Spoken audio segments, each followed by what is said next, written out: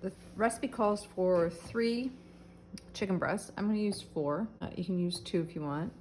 When we make the marinade that the chicken goes in, there's enough sauce in it, I find. I've made this before, we make it in our house a lot, that there's enough marinade for even more chickens than these.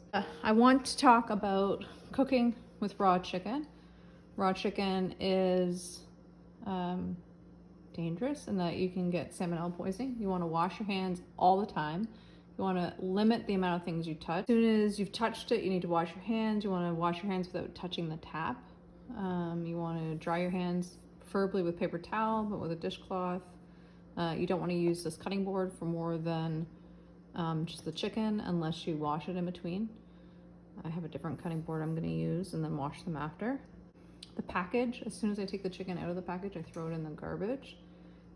Any of the juices that drip on the counter, you want to wipe those up right away with a warm soapy cloth. When you're washing dishes, especially in this case, but all the time, you want to use hot to warm soapy water, closer to hot, because that helps kill the bacteria, the soap and the heat, and that will make a big difference. So be extra careful today while you're prepping the chicken, especially at home. And also we're going to be using our knives today, so be careful with that too.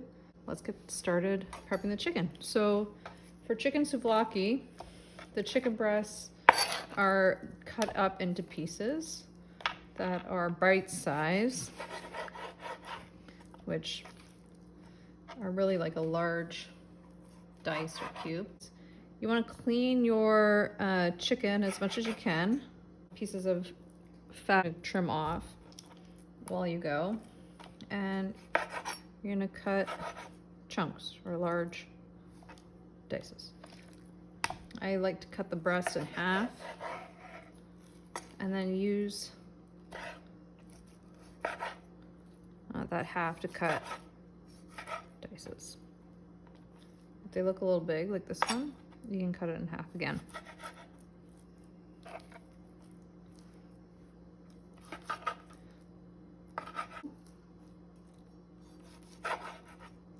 And again, you're using your claws, so you're keeping your thumb tucked in and your fingers curled back. You cut your diced pieces.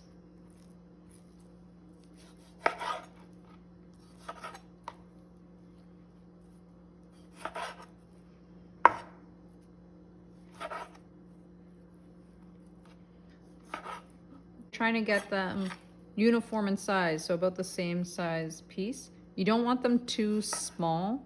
If they're not the same sizes, the small ones cook really fast and the large ones take longer to cook, so they don't end up with an even cook.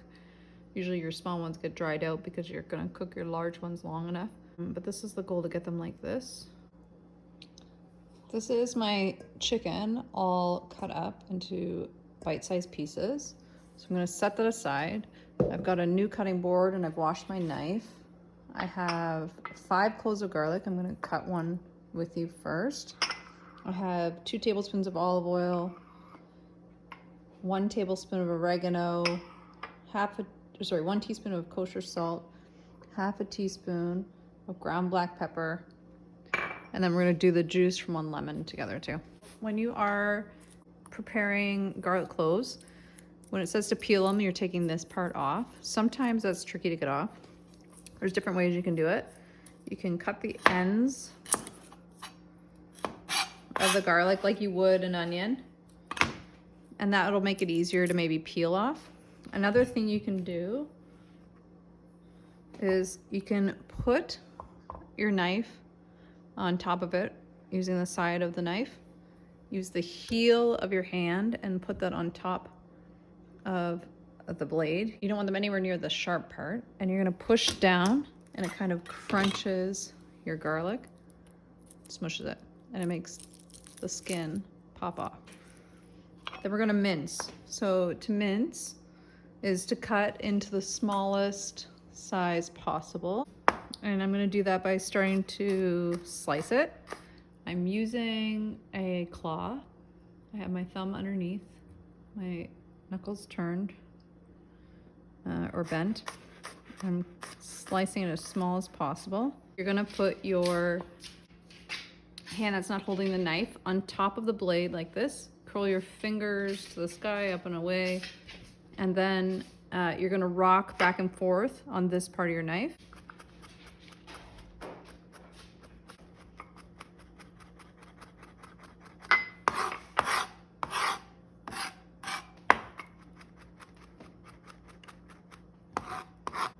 The intent is to get it small enough that if you were to bite into it, it wouldn't be an overpowering flavor.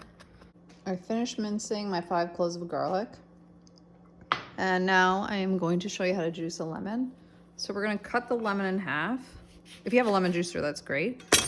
If you don't, this is how we're gonna do it. There are some seeds in lemons, which you probably know. But if they're at the surface, you can start by just taking some out because it'll save you time later. Hold the lemon over a bowl. You're gonna stick the fork into the lemon. Squeeze your lemon while moving your fork. Take the seeds out. Now that I have all my ingredients prepared, I'm gonna add them all in with the chicken. So I have my minced garlic, and this is one of my favorite tools. It's a small rubber spatula, and it's just easy for getting into little dishes like this. And our 2 tablespoons of olive oil. There's tons of flavor in this dish. That's why it's one of my favorites. Do 1 tablespoon of oregano, 1 teaspoon of kosher salt, half a teaspoon of black pepper, and then the juice of a large lemon. And that's gonna make your marinade that the chicken will sit in for the next half hour. First we're gonna stir it. Just trying to coat all of the pieces. This container I have actually comes with a lid that goes on so you can stick it in the fridge. You can also put it in the large Ziploc bag, or you can just saran wrap a bowl as well. So I'm gonna put this lid on, and then I'm gonna get this marinating. While our chicken souvlaki is marinating, there's a few things you can do. One thing is, if you're gonna use wooden skewers, you need to soak them in water for 30 minutes. So you can soak your skewers like this, put them in a container that's big enough to hold them, and just cover them with water. Also, you can start prepping your other ingredients. So you can prep if you need to cut up lettuce, or slice red onions, or use cherry tomatoes. Feta cheese is also good on top, or tzatziki. I didn't ask you to buy any of those because I didn't want to add to your grocery list. The chicken souvlaki has been in the fridge for half an hour. We're going to skewer it now. This is a skewer. It's got a pointy end and a flat end. So when we skewer the chicken, we're going to do it through the pointy end. I'm going to demonstrate how to make one. When you skewer them, you can put them in the oven on a baking sheet, or you can put them on the barbecue or the grill. I'm going to use a pan, but I'm going to show you how to skewer them just in case you want to do it the other way.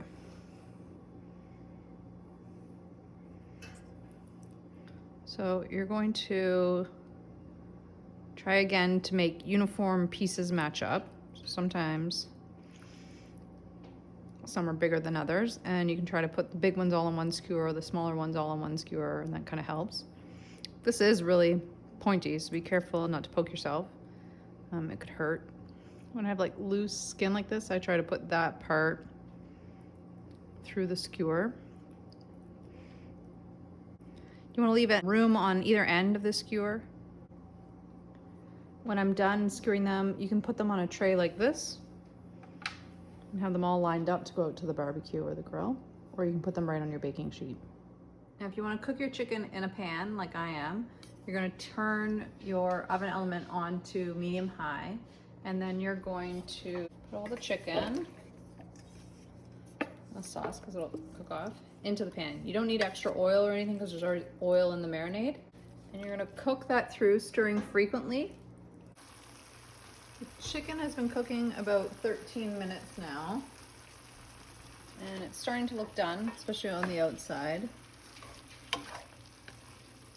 The liquid will continue to evaporate if you cook it longer. It helps the chicken stay moist. One way that I tell if the chicken's done is just to pick one of the largest pieces like this. And then I take the wooden spoon, I break it in half. If the inside looks pink, which it does, then it needs to be cooked for longer. It's been about another 4 minutes. So again, I'm gonna pick a couple bigger pieces and check to see if they're cooked all the way through. This is what you wanna see. You wanna see it really white and still juicy on the inside. One other way to check is to take a piece out and use an electric meat thermometer, or just any meat thermometer, and check the temperature. For chicken to be cooked all the way through, it has to be 165. So we're ready to serve that now on a pita.